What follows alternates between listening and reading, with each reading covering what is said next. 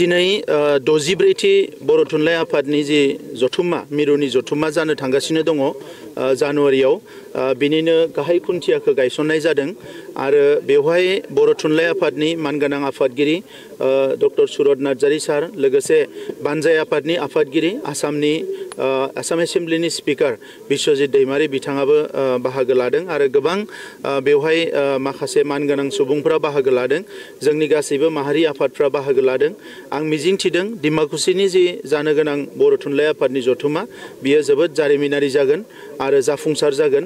डिमाकुसिनि रायजो राजाफ्रा गोबाव समनिफ्राय हास्थायदोंमोन जे बर' थुनलाइ आफादनि जथुम्माखौ खेबसे बेवहाय खुंनांगौ आरो बे हिसाबैनो बर' थुनलाइ आफादाबो थांखि लादों बर' थुनलाइ आफादा बर' हारिनि बयनिख्रुइबो जौसिन आफाद बे बर' थुनलाइ आफादानो दिनैसिम जोंनि राव थुनलाइखौ जौगाहोनायजों लोगोसे जोंनि हारिनि गासैबो बिथिंखौ नांगौ समाव बिबान लानानै दैदेनबोदों दा नंखायनो थांनाय गोलाव समाव बर' थुनलाइ आफादनि नाजानायजों बर' राव थुनलाइया जोबोद जौगाबाय बियो मुलुगनां थाखोआव फैनो हाबाय रिसार्च जाबाय 8 शेड्यूलआव थिसनजाबाय आं मिजिंथिदों नैबे जथुम्मानि उनाव आरोबाव बर' राव थुनलाइखौ जौगाहोनो थाखाय थुनलाइ आफादा मोजां मोजां थांखि लानो हागोन आरो जोंनि जि थुनलाइ सोरजिनाय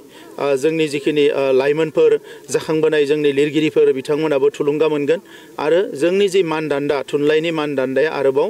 गोजौआव थांबावगोन गाहाय आलासि महरै हादरनि सोलोंथाइ मन्थ्रि बिथांखौ गाहाय आलासि महरै हादोरनि सोलोंथाइ मन्थ्रि बिथांखौ प्रप'ज खालामदों फैयो गाबोन जोंनि बानजाय आफादनि आफादगिरि आरो स्पिकार बिथांखौ लोगो हमहैगोन बिथाङा आं मिजिंथिदों बिथाङा फैगोन मानोना थांनाय जि बड'लेण्ड महोत्सब जादोंमोन दिल्लीयाव बेवहायबो फैदोंमोन आरो जों खावलायदोंमोन बिथांखौ फैनांगो होननानै आरो बिथाङा फैगोन होनदोंमोन दा बेनिखायनो आं मिजिंथिदों बिथाङा बेवहाय बाहागो लाफैगोन बिथांनि अनगायैबो बर' थुनलाइ आफादनि दालायफ्रा बांलादेश नेपाल वेस्ट बेंगल गोबां जायगाफ्राव दङ बिथांमोनाबो बाहागो लाफैगोन आरो गुबुन गुबुन रोखोमनि स्कलार्सफोरखौबो बेवहाय लिंनाय जादों थुनलाइ आफादनि जि 64थि जथुम्मा बेनि माने खुन्थिया गायसनदों जोंनि मानाव गेदेर बड'लेण्डनि माने चिफ मुस्रि प्रमद बर' बिथांनि आखाइजों दिनैहाय बेखौ गायसननाय जाबाय डिमाकुसिनि जि जथुम बे जथुमाव जों माखासे एक्सट्रा हाबाफारिफोर लादों जेराव बर' नङै बा बर' राव बिमा राव नङै जायफोर बर' रावखौ गोरों आरो बर' माने बिजाबफोर फरायनो हायो आरो जायफ्रा बर' बिजोंनि फोरोंगिरिफोरबो जानानै दं बेफोरबायदि गोबांथार जों सुबुंखौ हांख्रायहरदों आरो बिथांमोननि माने दारै जों बिथांमोननिफ्राय बेवहाय मोनसे बाथ्रा मोनथिनो नाजागोन जे बिथांमोना जोंनि बर' राव थुनलाइखौ दिनै रायलायनानै फरायनानै माबायदि मोनदों आरो बेखौ जौगाहोनायाव जों माबायदि हाबाफारि लाबावनांगौ आरो गोरलैयैनो गुबुनफ्रा बर' राव आरो थुनलाइखौ माबोरैहाय बिसोरो माने सोलोंनो हायो आरो बेखौ माने संबिजिरनो हायो बेफोरनि थाखाय मा नांदेरगौ बेफोर बाथ्राफोरखौ बिथांमोननि एक्सपिरियेन्सजों जोंनि बे बर' थुनलाइ आफादनि जथुमाव जाहाथे खोन्थायो जों बर'जों बर'ल' रायलायबाय थायो अदेबानि गुबुनफोरनि नोजोराव जोंनि थुनलाइया मा जानानै दं जों बे हाबाफारिखौबो लादों बेनि अनगायैबो जों गोबां गुबुन हादरनि जोङो माने थान्दैफोरखौ बेयाव लेंहरदों एम्बासाडर हाइ कमिशनार कनसिलियेट जेनेरेल बिथांमोनखौ आरोखि दा गंबा हादोरनि माने एम्बासाडर आरो हाइ कमिशनारफ्रा अलरेडि जोंनो कनसेन्ट हरबाय आरो माखासेया साननैसो टाइम बिदों जे बिथांमोना शेड्युल मिलायगोन गोब्राब जुदि जेबो गैयाब्ला फैगोन मथथे दासिमाव 10थानिबो बांसिन हादोरनि एम्बासाडर हाइ कमिशनार आरो कनसिलेट जेनेरेलफ्रा माने फैनायनि बाथ्राखौ बुंदों बिनिनो साबाया फाइनाल खालामबाय माने कनफार्म आरो माखासे 15सोफ्रा जोंनो माने साननैसो टाइम बिदों आरो जों दा आसा खालामनो हायो 10सानि खम जानाय नङा बायरा हादोरनि माने जि प्रतिनिधिफोर फैगोन बिथांमोनजों जों बेवहाय जोंनि राव हारिमु जोंनि बड'लेण्डनि सोमोन्दै बर'नि जारिमिननि सोमोन्दै इन्टारेक्सन जागोन जोंनि माखासे प्रफेसारफोर जोंनि माखासे रोंगौथि थानाय मानसिफोरजों बिथांमोनजों जिरायलायगोन आरो जोंनि टुरिजिम डिपार्टमेन्टनि माने अफिसारफोरजोंबो जों जिरायहैगोन जे जोंनाव मा जोङो राहा लायोब्ला बिथांमोननि हादोरनिफ्राय टुरिस्टफ्रा बेवहाय फैनो हायो आरो बबेखौ जों बिथांमोननि हादोरजों सोमोन्दो लाखिनानै जयै खामानि मावलायलायनो हायो बेफोर बाथ्राफोरखौबो जोङो बेवहाय सावरायगोन बे जथुमाव एक्सट्रायै आरो बेफोरबायदि माखासे जोङो हाबाफारि लानाय जादों जे बर' थुनलाइनि बायदिसिना हाबाफारिया जानायजों लोगो गुबुन हाबाफारियाबो बेवहाय जाबाय थागोन गासै हारिफोरनि मोनसे कालचारेल एक्सचेन्ज प्रग्रामा 10 तारिखनिफ्रायनो जाबाय थागोन बेवहाय जे मोनसे एग्जिबिशन बे एग्जिबिशना माने जेनेरेलि आरो गुबैयै जथुमनि समावल' जायोमोन नाथाय जों डिमाकुसि जथुमाव माने 6 तारिखआवनो बेखौ बेखेवनाय जागोन 7, 8, 9, 10, 11, 12 तारिखसिम फुरा बेवहाय बे एग्जिबिशन मेला आरो हारिमु दिन्थिफुंनाय हारिमु सोलाय सोल' माने मा होनो बिदिखौ एक्सचेन्ज बे हाबाफारिया जाबाय थागोन आरो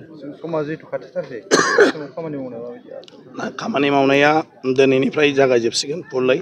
जोंहा माइ हानो गोनां जादोंमोन दुब्लियाव माइआ हाखांजोब्बाय आरो दा टेन्टनि खामानिया आरम्भ जासिगोन आरो बेजों लोगो लोगो जोङो बाखि जेसेबां माने बेफोरबायदि गोनांथार जिरादफोर दं अलरेडि साब कमिटिफ्रा बेफोरखौ रेडि खालामगासिनो दङ गतिके आं सानो माने 15 अक्ट'सोनिफ्राय बेफोर गासिबो थावनियाव सफैजोबनानै बे जायगायावनो गासिबो हाबाफोरखौ मावनाय जासिगोन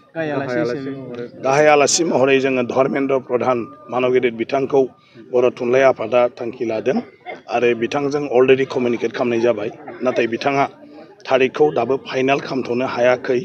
आरो गाबोन बर' थुनलाइ आफादनि गाहाय नेहाथारि आंबो लोगोसे माने दिल्लीयाव थांगोन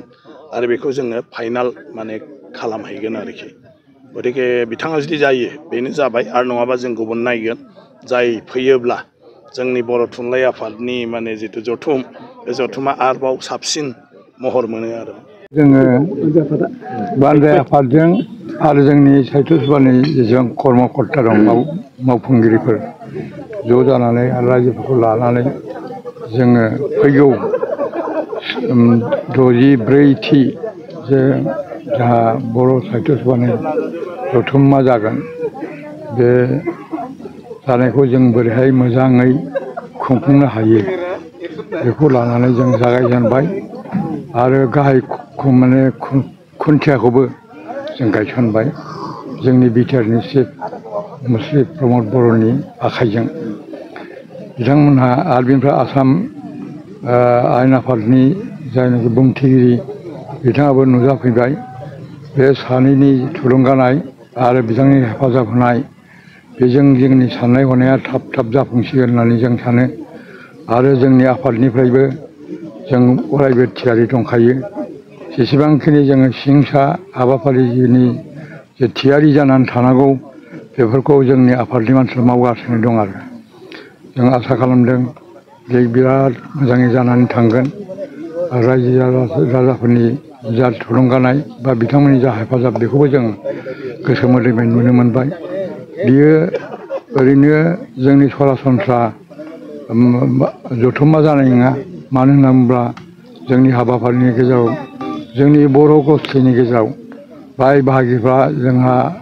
भारतनि अनगाबो गुबुन जायगायावबो दङ आसामनि अनगाबो गुबुनाव दङ बेफोरखौबो लिंहरजोबनानै जोंजों बेयाव जोंनि गोसोफोरखौ जों एक्सचेन्ज खालामलायनाय बाथ्राखौ सिन्था खालामदों आरो बेल' नङा जोंनि बाथ्राखौ जेन' भारतनि सरकाराथ' मिथिबायानो भारतनि अनगाबो गुबुन हादोराबो जेन' मिथिनो मोनो बेनि थाखाय एम्बेसाडर 10 अन्तत' खमावबाबो 10 माने 10 एम्बेसाडरफोर लिंहरनाय जादों आरो जोंनि जेसेबां गोरों गोरा बेफोरखौबो जों लिंहरजोब्बाय थुनलाइ सिबियारिफोर आरो बेनिफ्राय जेसेबां जोंनि समाजाव माने जोंनो भान्दारि होदों अफिसनि लाइनाव गिदिर अफिसार जालांदों जों बिसोरखौबो बावनो हाया मानोना बिथांमोनाबो खेंसालियायैबाबो हारिनि हाबाखौ मावदों बेनिखायनो आं सानो बे ओंथि गोनां जागोन बे माने जोंनि डिमाकुसिनि जा जथुम जागोन आरो नोंथांमोननिफ्रायबो हेफाजाब लुबैनानै मिडियानिफ्रायबो बेखौनो आं बुंबाय रायजो राजाखौ जोंथ' खावलायखाबाय हाबाफारिखौ जों खावलायो अरायबो आरो बे उदालगुरि डिमाकुसि बे जायगाया बर' थुनलाइ आफादनि जथुम्मा खुंनायाव गोदोनिफ्रायनो एकदम मोनसे गिदिर बिदिन्थि दिन्थिबोदों जों मिथिगौ 1952निफ्रायनो बे गासिबो रेकर्ड दं एकदम जारिमिनारि आरो बे जारिमिनारि माबाया दिनैबो जागोन होननानै जों आसा खालामो जि बोसोरारि जथुम्मा सानब्रैनि मेहेरगोनां हाबाफारिजों जानुवारि दाननि 2025 9, 10, 11, 12 डिमाकुसि बे दैमु नोगोराव खुंफुंनो थाखाय थाम-थिम खालामदों। दिनै बानजाय आफाद आरो लोगोसे बर' थुनलाइ आफाद आरो बेयाव दुलाराय बर' फरायसा आफाद गासैनि रायजो राजानि बाहागो लानायनि गेजेरजों गाहाय खुन्थिया गायसननायनि हाबाफारिखौ मावफुंबाय बिटिआरनि चिफ प्रमद बर' बिथाङा। आरो बे हाबाफारियाव बानजाय आफादनि मासिगिरि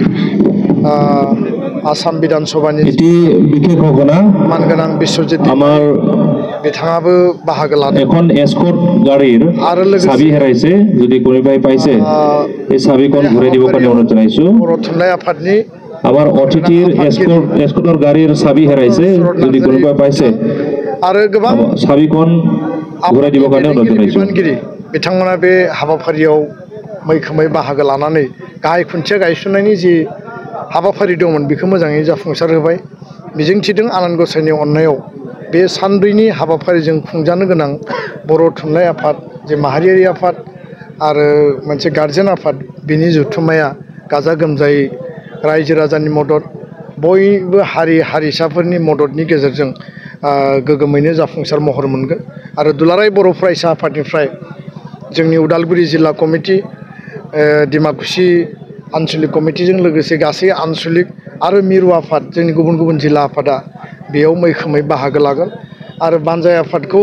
बा बर' थुनलाइ आफादखौ जि लेभेलाव मदद होनांगौ जोङो गासै बिथिंनि सम दाननि गेजेरजों भलन्टारि सार्भिस होनो थाखाय जोङो थागथियारि जानानै दङ। मिथिनो मोन्दों जोंनि थुनलाइ आफादनि दैदेनगिरि बिथांमोना फोरमायदों, बानजाय आफादनिफ्राय फोरमायदों जे बांलादेशनिफ्राय नेपालनिफ्राय बा नोङो गुबुन गुबुन जायगानिफ्राय बे थुनलाइ आफादनि जथुम्मायाव बाहागो लाफैगोन। आरो गुबुन गुबुन देशनि जायफोर एम्बासादरफोर दङ, जायफोर हाइ कमिसनारफोर दङ, बिथांमोना अलरेडि कनसेन्ट होबाय। भारतनि जाय सोलोंथाइ मन्थ्रि धर्मेन्द्र प्रधान बिथांखौ लिंनो थाखाय बिथांमोना थाम-थिम खालामदों। आसामनि गिबि मन्थ्रि, सिक्किमनि गिबि मन्थ्रि, मेघालयनि गिबि मन्थ्रि आरो आसामनि गभर्नर, छत्तीसगढ़नि गभर्नर, गोबां गभर्नरफोरखौबो बे हाबाफारियाव अलरेडि बिथांमोना हांख्रायबाय, कनसेन्ट होदों। आङो बे जथुम्माखौ माहारिनि मोनसे जारिमिनारि जथुम्मा आरो हारिनि जिखिनि थामोन्था रैखाथि, बर' राव, बर' थुनलाइ, बर' मिडियाम बिनि जेंना जेंसि आरो गोदान माखासे थांखि बिथांखि जों आजावनांगोन, जायनि गेजेरजों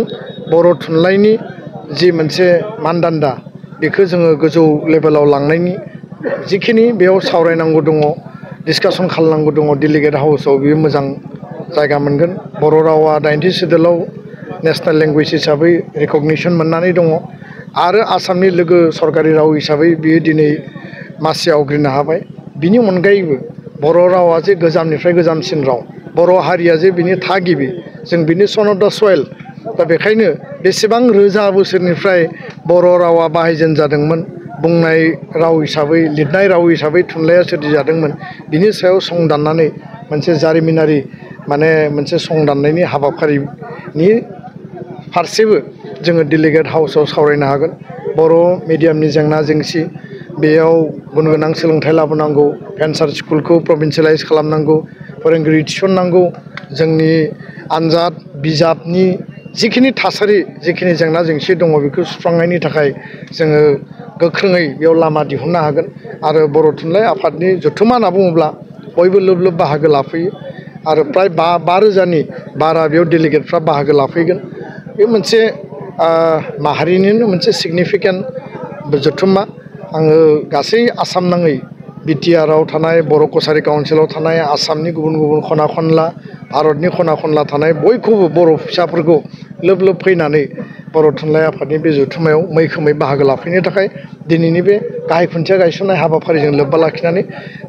आङो खावलायबाय आरो बयखौबो हांख्रायबाय। गोजोन्थों।